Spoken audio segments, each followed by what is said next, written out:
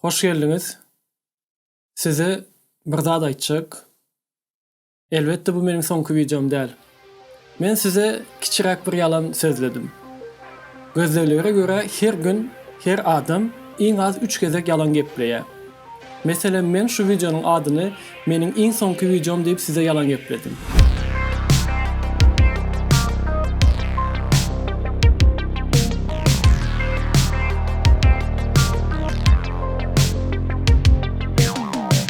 Näme üçin men size yalan gepledim? Elbette ünsüňizi çekmek istedim. Şonuň üçin hem şey diýip ýazdım. Yalan gepleyen adamların käbiri başkalarının ünsünü özüne çekmek üçin owadan renkli hekaýalar aýdyp berýärler. Ýagny etmeýän zatlaryny owadan edip men etdim, men gittim, mende bar diýip daş töründäki adamlaryň garşysynda öz şahsiýetlerini bezeýärler. Kiçirak bir mysal. Tanymallary, ýyldız adamlary ýakyndan tanayan diýip ýa-da garyndaşy men diýip aňsatlyk bilen aýdyp bilerler. Ve bu adamlar şey diýip diňe siziň üns merkeziňizde bolmagy isleýärler. Bu adamlara psevdoloji fantastika diýip ad berilýär. Ağlama! Huday kesin ağlama. Bir de inanmacak bolýarlar. Ay gerek bolmasa ýör gideli. Yok ananyan. Hani nire diýen akmaklaň ýuwardy he? Hol tokoyun aňyrsyn ne?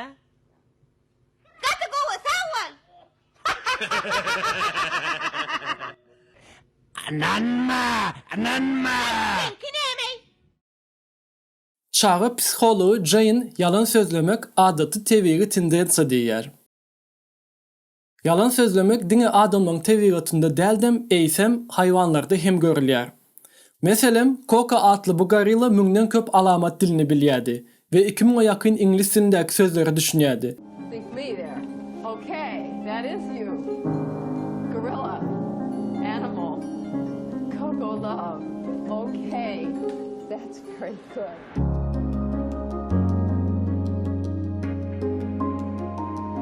Ve bir gün gözekçilerden özüne pişik sowgat etmegini isleýär. Koka aýdan sowgatyny alyp berýärler we gorilla bilen pişik dost bolýar.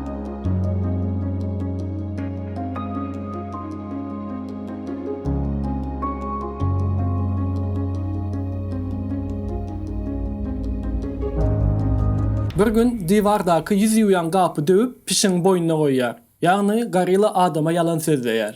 Biz çağalymyzdan yalan sözlemeyi öğrenýäs. Ve wagtyň geçmesi bilen yalanlar hem biz bilen ululýar.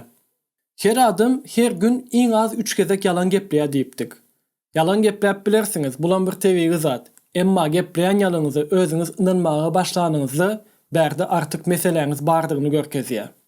Fransız nöropatolog ve psikiatr Ernest Dupre bu yalançı dostlarımıza mifomania diýip adlandyrýar.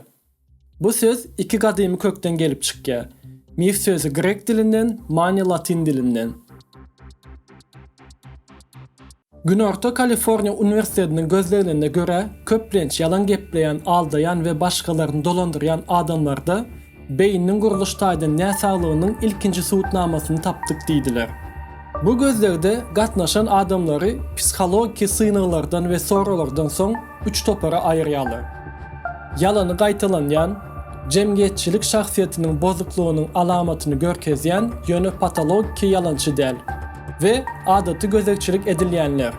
Gözekçiler toporlara bölündükden soň toporlaryň arasyndaky beynin guruluş tapagyny öğrenmek üçin tomografiýa edilýär. Ve yalan gepleyen adamların beyleki gözekçilere garanda beynindeki ak maddesi köp, çal maddesi olsa azrak bolýar. Yani adaty adamlara garanda hemişe yalan gepleyen adamların beyin guruluşy tapawutly bolýar. Mifomania yalançysy bolmak ukuyup isleýär. Yalan sözlemek beylekler üçin edýän zadymyz diýip pikir edýäris. Ýöne aslında yalan sözlemek hem bize bir zat edýär. Bir başka gözlerde alımlar yalan gepleyen adamların amigdalasında köp hareket bolanyny gördüler. Amigdala beyinde gorkyny, aladany ve duygu jogaplaryny döredýän ören möhüm bölejikdir. Ve şol sanda yalan gepleýäningizde günäkärlik duýgusuna gaplanýaňyz. Haçanda alımlar gözleg edýän adamlaryna, ýanynızdaky adama yalan gepleseňiz, garşysynda pul gazanarsyňyz diýende amigdala gelýän negativ signallar azalyp başlanyny gördüler. Hem de diňe munuň bilen galman, yalan gepleýän adamlar hiç zat bolmajagyny bilen üçin öňküsine garanda has ukuyuply yalan geplemäne başlaýarlar. Aslında yalan geplemek beyninizin tutulmaktan ya da başkalarına ziyan vermekten korkusunu peseldiye. Bu bolsa sizin bähwidinizde yalan sözlemeyi epesli yengilleştiriye. Yakınlarınıza yalan geplemek bilen belki size hiç zat bolmaz. Yöne cemiyete yalan gepleyen adamları barlama üçün köne döwürlerden bäri her türlü yolları deneýärdiler. Gadymy Hindistan'da şüpheliğini garanky otağa salıp eşeğin kuyruğundan çektirýärdiler. Eğer de eşek haňarsa onda şüpheli günahkar bolýardy. Bu sözleri eşitmek kulağa gen gelse gerek. Yani eşek Gadymy Hindistan'ın yalan aparaty bolupdyr. 3000 yıl mundan ozal Xitayda şüpheleri bürünç çeynep tükürmegini isleýärdiler. Eğer de bürünç şüphelerin taňlaýyna yapışsa onda günahkar diýýärdiler. Sebäbi diňe günahkar adamyň taňlaýy gorkudan gurap bilýär diýip düşünüpdirler. Afrikanyň bir taýpasynda yoldaşyna bewepalyk eden aýaly taýpanyň ak sakkallary gyzyp duran demiri 3 gezek dilini değirdipdirler. Eğer dili köýen bolsa bewepalyk, köýmedik bolsa wepalygyny suwut edipdirler. Bu aýdanlarym gadymy döwürde ýalany bilmek üçin edilýän zatlaryň bir näçesi. Günümizde ýalany bilmek üçin yalan aparaty ýa-da beýleki ady bilen poligraf ulanýarlar.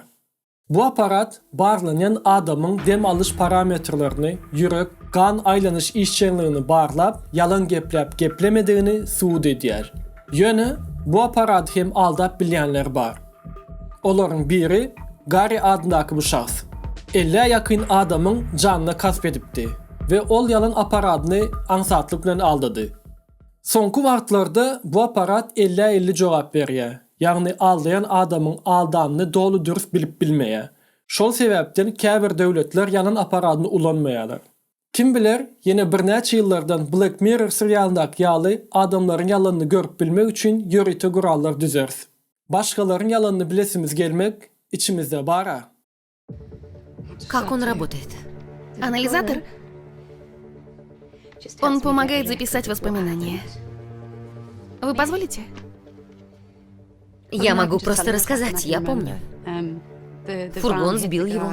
Он упал, и люди сбежались помочь. А с какой скоростью двигался фургон? Видите, мне нужно ощущение.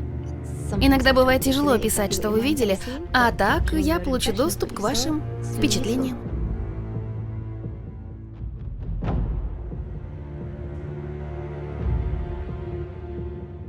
Yalan. Öň bardy. Häzirem bar ve bundan soňam bolar. Muňa mysal, taryhda näçe yalanlar boldy. Günümizde näçe yalanlar eşitýäs. Käwagt bolsa özüňem yalan gepleýän. Başgasynyň göwüne değmejek bolup, ýa-da özüni goramak üçin, käwagt tankykatdan gaçmak üçin. Ýagny kritikadan. Bulara ak yalan diýilýär. Videonu dolu göreniz üçin köp sağ olun. Bu maglumatlara şüphe etýän olsaňyz aşağıda çeşmelerin salgysyny goýup geçýändirin her bölümdäki ýaly ve halan olsaňyz like, tesir hem de dostlaryňyz bilen paýlaşmagy unutmaň. Görüşýänçek.